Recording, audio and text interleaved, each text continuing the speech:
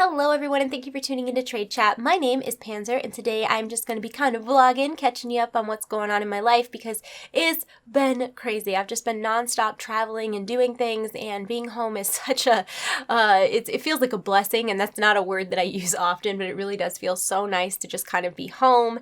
And I have a ton of work to do. I have so much to catch up on, but I wanted to make a vlog and kind of tell you where I've been and what I've been doing. So the last time that we talked in vlog form, I told you guys I had just gotten back from Europe and I was on my way out again. I was going to go to Full Sail, and oh my god, guys, what an amazing experience that was. And I have a lot of videos that I need to figure out how I'm going to compile and put together and upload because I have interviews and just a lot to go through, and I'm only one person, but what an amazing experience it was. I mean, I cried when I was telling Nico about it. So let me just back up and give you a little context for those of you who do not know. Full Sail University is a school, and it's a college, but it's not your typical college. It's not like going to state school or something like that.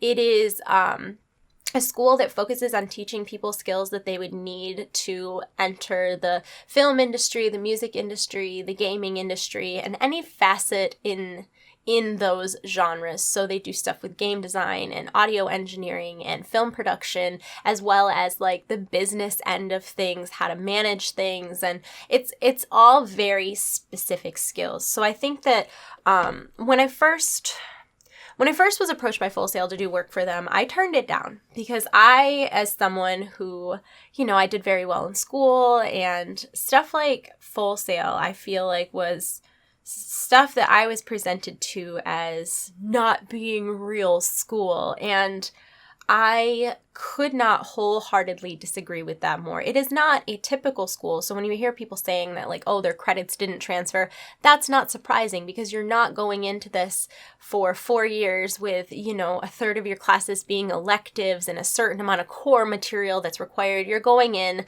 to Full Sail for whatever your program that you've chosen is, and you're going to spend a year or 2 years or however long really learning the ins and outs of that industry and all of the things you need to know and all of the technology that you'll be working with. And it's so highly specified to what they are, preparing you for, that it doesn't surprise me that people say oh, my credits didn't transfer. Well, I mean, it's sort of like going to school for engineering and then deciding you want to be an education major, and a lot of those things don't transfer. I mean, I guess in a typical 4-year school, I guess a lot of them would because of the stupid waste of time core classes, but I don't think that Full Sail has very many of those. The majority of their classes are very targeted to what you're studying. So anyways, backing up, when I was first approached to work with them, I said no, and I felt like I shouldn't be promoting a for-profit school, and it just didn't feel right to me. And then later on, they approached me again and said, hey, we really feel like this would be a good fit. Would you reconsider? And I started to do research on people who graduated from Full Sail and, where they went in their lives. And I came across this girl on YouTube. I feel like her name was Megan, if you're trying to search it. I'll see if I can find it before I upload this, but I'm not making any promises. But I found this girl on YouTube, and she had sort of documented her experience every couple months, and she went to Full Sail, and I believe she did online classes.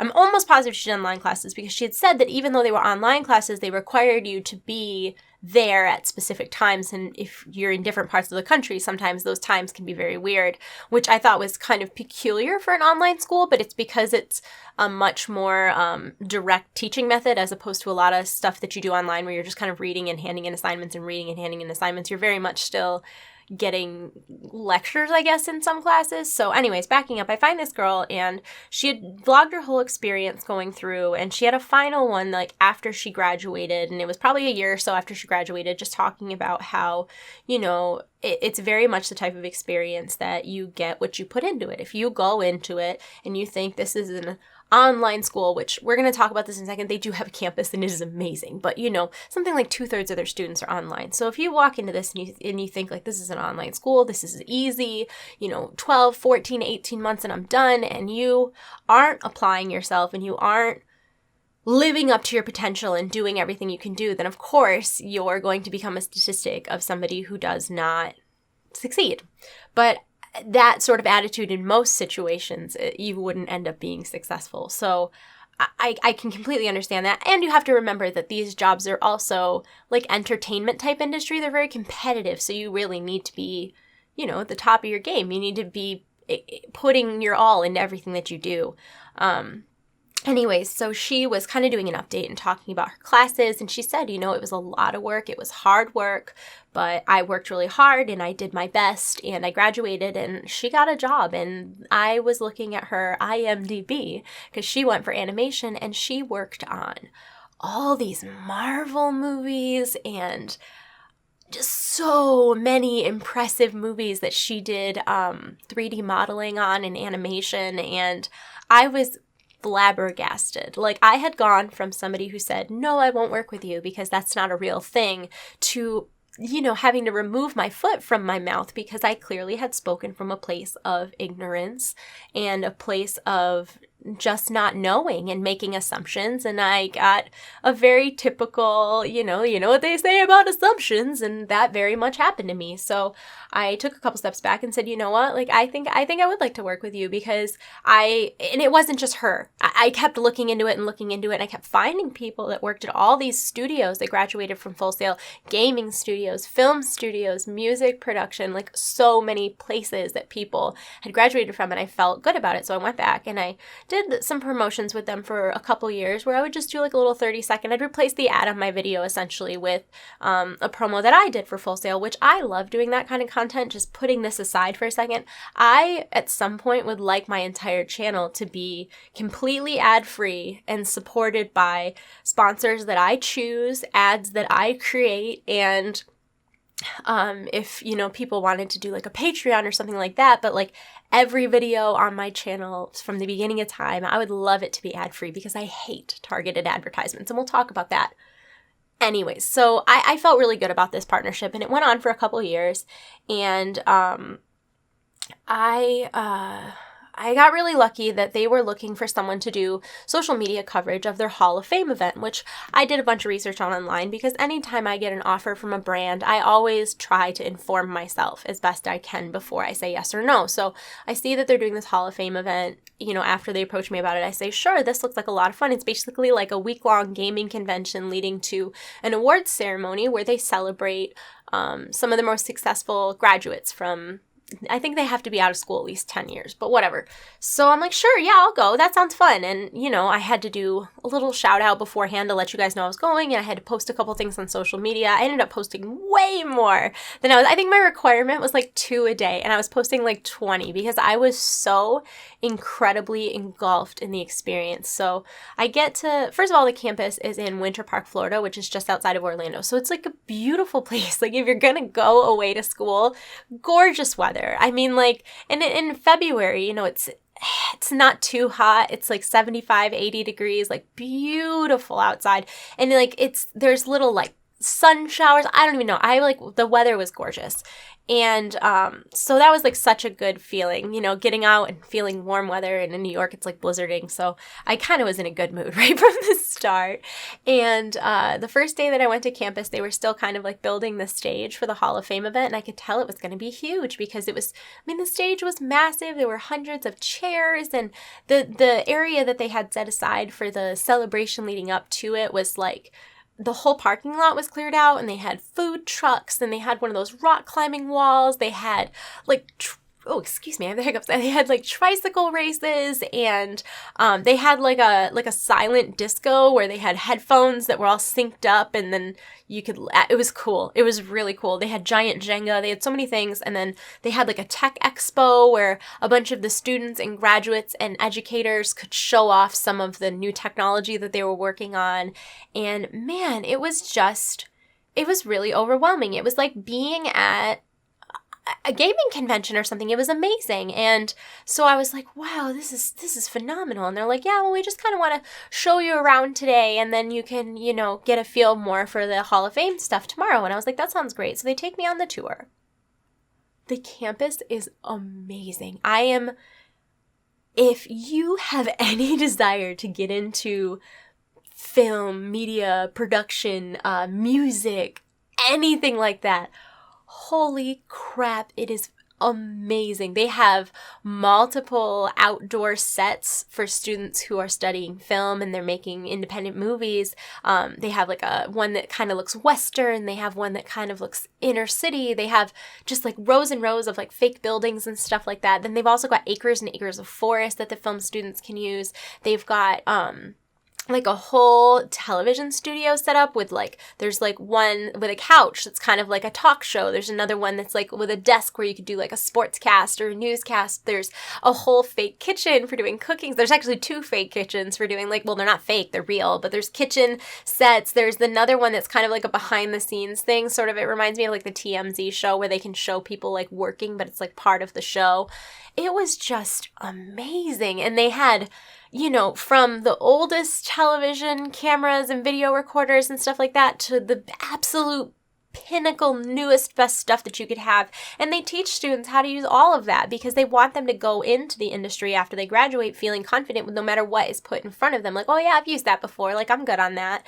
And so much of what you're learning there. Oh, and from like music and stuff, they had this whole room that was like Dolby Digital approved with the sound so that people could mix stuff to movies, and it was phenomenal. They had tons of mixing rooms. I don't fully understand audio, so I feel like I'm giving you a very uneducated, you know, secondhand response. And maybe I'll cut some pictures in. I'm not sure because I do have some footage of all of this, but oh my goodness, they had like full studio setup. They had one studio setup that was meant for you know, like recording music, and you could move the walls so that the sound would sound different depending on how you wanted it to sound. They had another studio that was set up like GarageBand style, so it was very like square because that apparently gives a different sound to the music.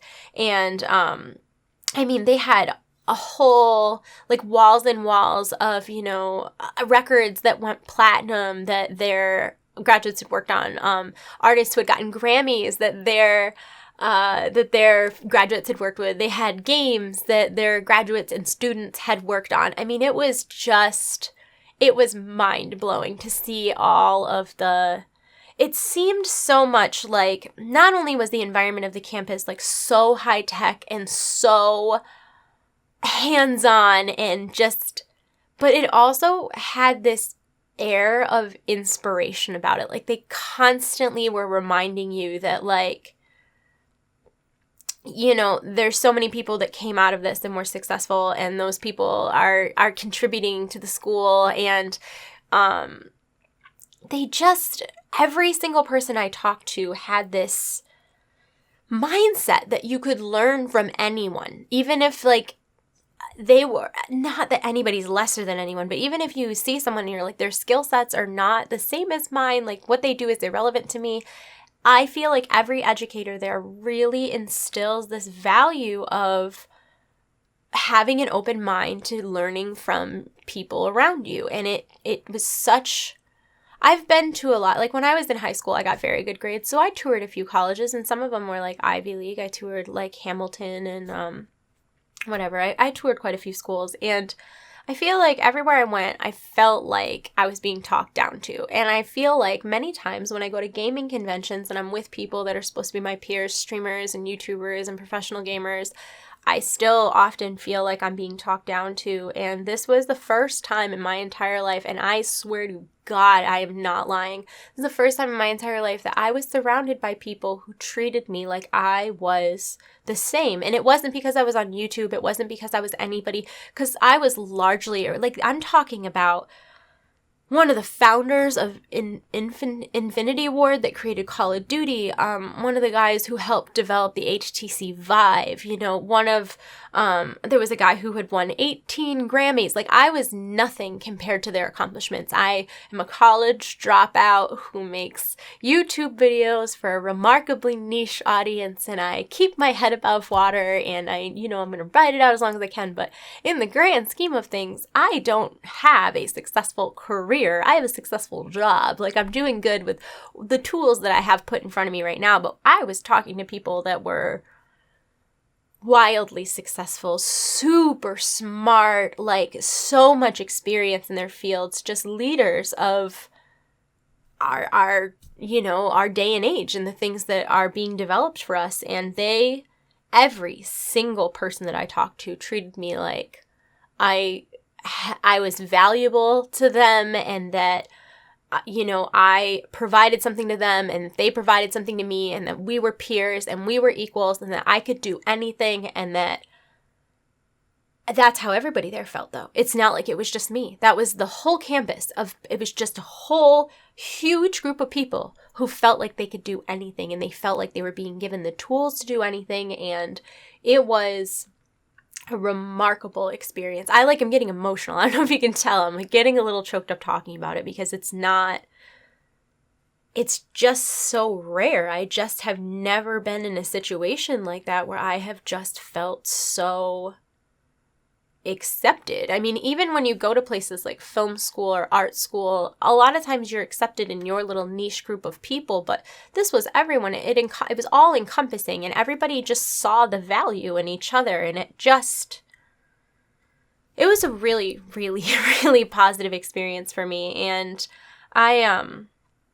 getting back, when I toured, I got to see the campus, which was phenomenal. And then on top of it, I got to see a lot of the things that the educators and the students were working on. And oh my God, it was amazing. Like, there was this one room where there was a very early alpha build of a mech, and the intended platform for this would have been in like a theme park. And the idea is it would be like the type of simulation ride, like very similar to what's at Universal or Star Tours at Disney, where, you sit down in something, but instead of there being a screen, it would be VR, and you would be able to interact like a game. But the whole basis of this like invention is that the platform would be interchangeable. So the base part, the robotic part that moved, you could just change the configuration of it and plop a different, exterior on it, and it could be a mech, or it could be a fighter pilot, or it could be a roller coaster, or it could be whatever, but the whatever theme park it would be able to operate with just these base systems. So if something went wrong, it's so much easier to fix because they're all the same thing, and you can just interchange them.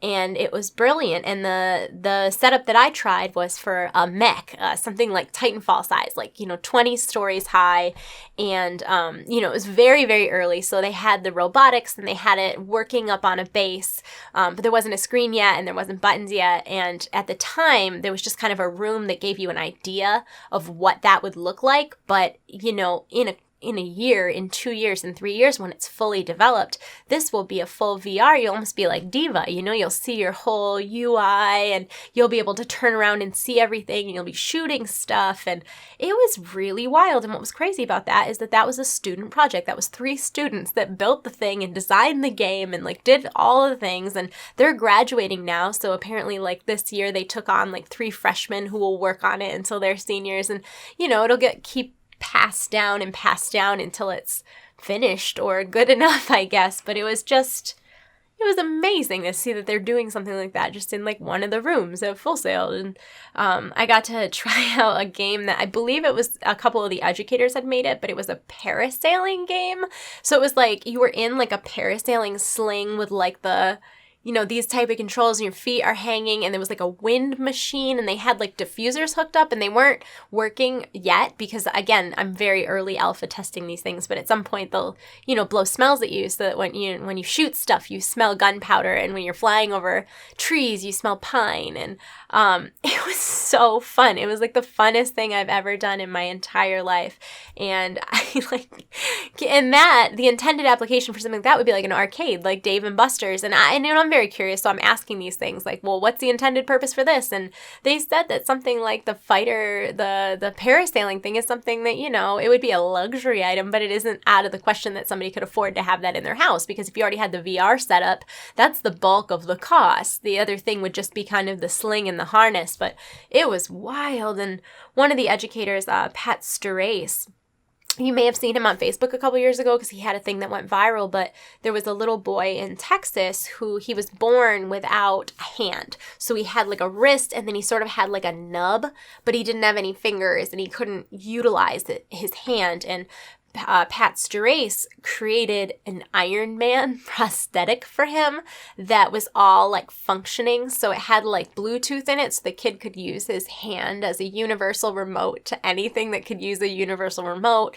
And he had styluses on the fingers, and the way that the hand was utilized is he could bend at the wrist. So if he bent, the hand would close and he could pick things up. And there was, the Iron Man light, obviously, when you held it. It was awesome. It was so cool. And, the fact that somebody is using their expertise in robotics and engineering to make prosthetics for a little boy to go from feeling like lesser than to more than is just, it's mind-blowing. It's absolutely insane. And, I was lucky enough to get to sit down with some of the people who had been inducted into the Hall of Fame this year and previous years, and I just was so taken back by how humble and down-to-earth everybody was. Like, I sat down with Leslie Brathwaite, which is probably not a name that you guys know. If you do, that's cool. You're, like, really into it. But he is an audio mixer and a mix engineer, I think is his actual title. He's a mix engineer, and he mixed all of TLC's items, a bunch of older Lil Wayne items like the Carter and the Carter 2. He's mixed a bunch of stuff for T.I., a bunch of stuff for Jay-Z. He did Pharrell's Happy.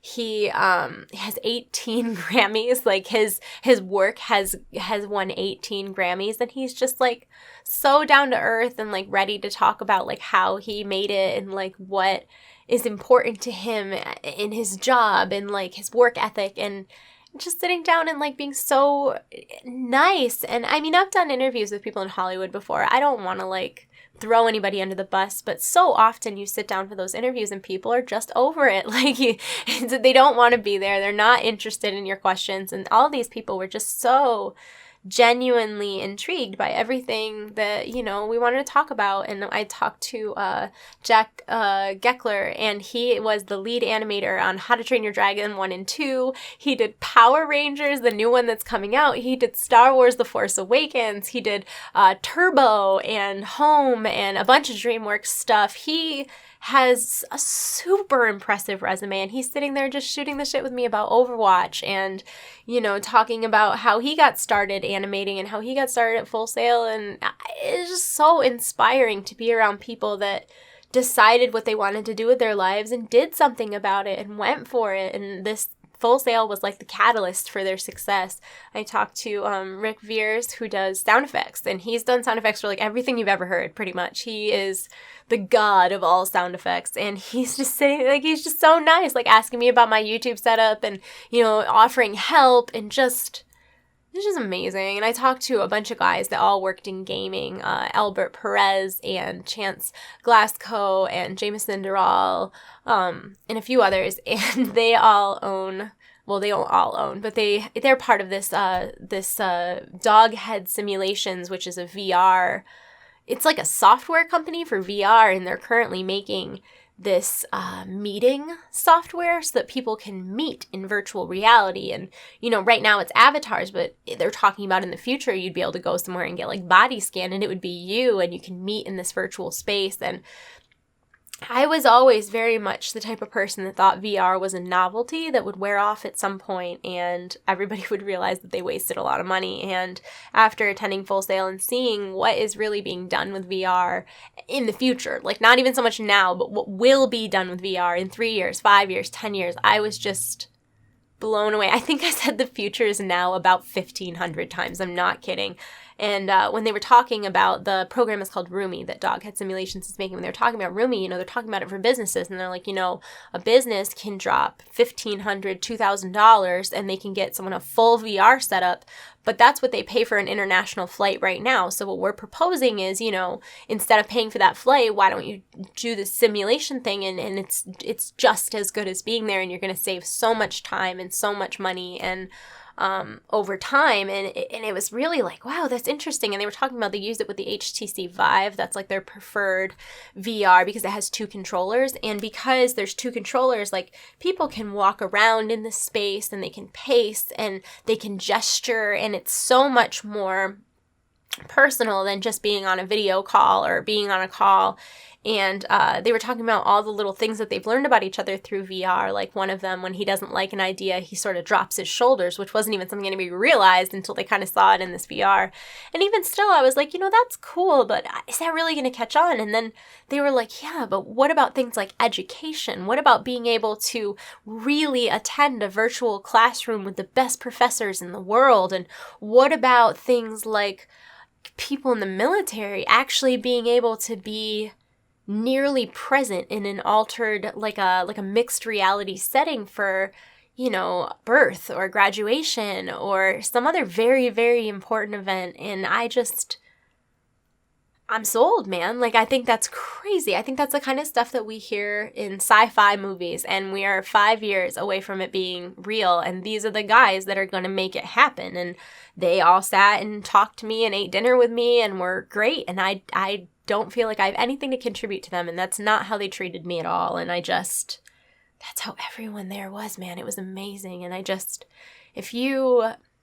this isn't a sponsored video. Just let me get that out there. This is not a sponsored video. Full Sail is not approving this video before it goes up. They have nothing to do with this video. I fulfilled my contractual obligations for them. Any videos that I put out from here on out about Full Sail until otherwise noted are just on my own recognizance because I want to.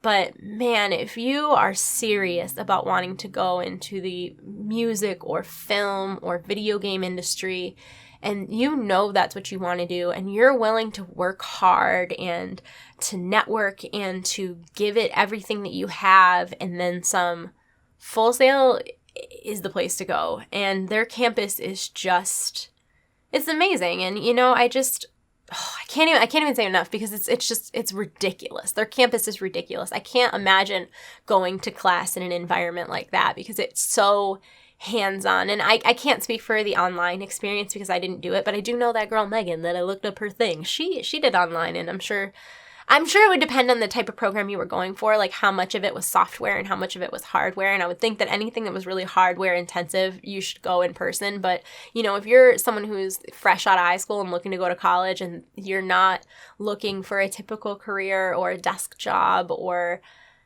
whatever, and you're looking really seriously at doing something in one of those industries, Full Sail is amazing. And they have amazing success stories. I mean, right now, like one of the people that I interviewed was Stephen C. Miller, who's a director, and he directed a couple really big action movies with Dave Bautista, Christopher Maloney, Nicolas Cage. He's producing or he's directing a movie right now who's starring Sylvester Stallone.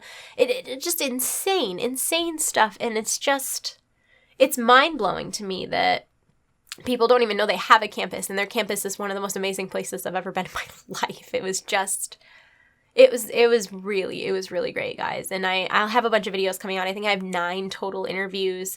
I have tons of footage from the campus. I have footage from the mechs and from the parasailing demo. I have footage from the red carpet and from that whole event. I have so much footage to go through. So I'll probably do all the interviews separately because they're all like 10 minutes long. And I don't know how exactly I'll put those out because I don't want to just throw them out there with no context, but I also don't want to over-explain what they are before I put them out. So I have to really kind of consider how I'm going to do that because I want to make sure that all of the people who took time out of their day to talk to me and to do the interviews really get their spotlight and the time that they deserve and the care that they deserve in their video because they were all just so amazing to me. And I feel like some of the people that I met on this trip are like literally, even in just the 2 or 3 days that I knew them, I feel like my life has been impacted. And I know that sounds very melodramatic, but I mean it. Like I think that long beyond YouTube, whatever I do after YouTube, I would like to think I'll be successful and that someday someone will ask me, how did it get to this point, wherever this point is? And I genuinely believe that I will tell them that my 4 days at Full Sail were a really pivotal and monumental experience in my life. And that, I can't imagine what 14 months would have done. And I can't imagine the type, I can't say enough good things. I can't say enough positive things. I was able to speak to so many people and I was just blown away by everyone that I met, including, so I met a bunch of people that watched my videos that were just kind of hanging out on campus, and it's just, it was awesome. It was awesome. It was really, really awesome. So, I have, a bunch of interviews. I have interviews with, let me see if I can remember off the top of my head, Jack Geckler, who is an animator. I have interviews with Stephen C. Miller, and then I have a second interview with Stephen C. Miller along with his producer and his cinematographer. I have an interview with Leslie Brathwaite. I have an interview with Rick Veers. I have another one with Jameson Durrell. I have a dual interview with Chance Glasgow and Albert Perez. Chance Glasgow is one of the co-founders of Infinity Ward, and then he went on to co-found Doghead Simulations along with Albert Perez and someone else who I can't remember off the top of my head. I'm sorry, I love you. And then I also have interviews with... Oh, maybe it's only 7. Maybe it's not 9. I thought it was 9. I don't know. It was a really long couple days, man. It was a really long couple days. I kind of feel like that's everyone. There might be more. Oh, wait. There was also Stephen Barris, who is the vice president of production and media and technology at HBO, and he was amazing. I don't know how I possibly could have forgotten him, because he was like one of my favorite human beings I've ever met in my life. I think it's because I was very on like the animation and video games and music, and I never really mentioned TV. He is amazing. Like, let me tell you about Stephen Barris. First of all, he's like one of the best public speakers, interviewers, talkers I've ever met in my life. And I appreciate someone who's a good talker, because I'm a good talker. So it's a skill set that I appreciate. And he was so kind and so humble and so interesting, you know, like he's done work for Sesame Street and Game of Thrones and Westworld and just like all of these amazing projects. And he's just so like down to earth and cool. And his wife was super nice. I met their daughter. She was like really cute. He was awesome. He was awesome. I feel like there was one more person, and I'm really bothered that I can't remember off the top of my head who it is. But in my defense, I was very sleep deprived. I was incredibly sleep deprived the whole time I was there. And it's funny because I had all these questions written down for all these different people that I might or might not be able to speak with, and I like complete, like all of them, just all the questions just like went out the window when I sat down with them due to, you know, real life. That's just, I mean, nothing ever works out the way it's planned, but it was just like all of these, they were all so interesting, and they all wanted to have conversations and were asking me questions, and I just was like, okay, let's talk about whatever. So you might notice me seeming a little bit flustered in some of the interviews, and that's why. But yeah, I'll put a list of everybody in the info below. I would love to hear your input on what you would like to see first, and what kind of content you're interested in. And it was amazing. If you have any questions, please feel free to ask me in the comments below. And if I can't answer them, I'll try to find someone who can. But yeah, that was my time at Full Sail. It was really, really amazing. Oh, I also got sick. I don't know if you can tell by my voice. I'm about to cough. I'm getting over the plague. This is day 4, and it's better. It's, well, technically it's day 5. The first day I had like one of those behind my nose sore throats, and I'm the type of person that I always have a sore throat. Like if I'm tired, I have a sore throat. If it's just like anything, my lymph nodes are very sensitive, so any like fluctuation in my body, and I have a sore throat because my lymph nodes are swollen, and I got a sore throat, and I got really worried because it wasn't down here where I always get a sore throat. It was like behind my nose, and I was like, "Ooh, this isn't good. This is not good." And then the next day I was full-fledged so sick, like super sore throat, sinus, like gross, and body aches. Oh my gosh, that was the worst part. The body aches were by far the worst part. I like couldn't move. I was so sore, like head to my like my ears hurt, like everything hurt everywhere. And then the next day, it was all of those symptoms, but like only at 80% instead of 100. So I was like slightly better, but not much. And then the day after that, I was actually like the body aches had subsided. So I still had the nose and the sore throat and stuff, but I was way more functional just because my body didn't hurt. And then today I feel, I would say like 50%, like my nose is still gross. It's not quite stuffy. It's like an odd form of congestion. I can't describe it. It's like it's constantly running. I'm like constantly. It's because it feels like it's running even if it's not. It's very frustrating. And then I have a sore throat still. And now I'm beginning to cough a little, and my lungs feel like congested, and like stuff is moving in my lungs. So I think tomorrow I'm going to start like really coughing, but that's usually a good thing because usually the cough is like the end. In my professional doctor opinion, I'm not a doctor, but my sister said it was because I always get a flu shot, and I'm a big proponent of the flu shot. I know some people are not. I am a big proponent of the flu shot. I've gotten much less sick since I started getting flu shots. I used to be the type of person that you looked at me wrong and I got the flu. Like, I constantly was sick, and I started getting the flu shots the year I went to St. Jude because it was something that, I don't know if they required it or if it was just like strongly recommended, but I didn't want to get sick and bring it there, and I didn't want them to get me sick, so I got a flu shot that year, and I didn't get sick at all. Like, no sniffles, nothing. And I was like, whoa, this is amazing. So I got a flu shot the next year, didn't get sick again. So 2 whole years. This is going from someone who was sick like once a month to 2 years without even getting the sniffles. And then that last spring, I got sick around April, and it was funny because me and Steph had just become friends, like close friends, and I got her sick, and I felt so bad because I was sicker last year than I was this year, super sick, and felt really bad about that because I definitely got her sick, and then I got sick this time. But in the past 4 years, I've only been sick 2 times.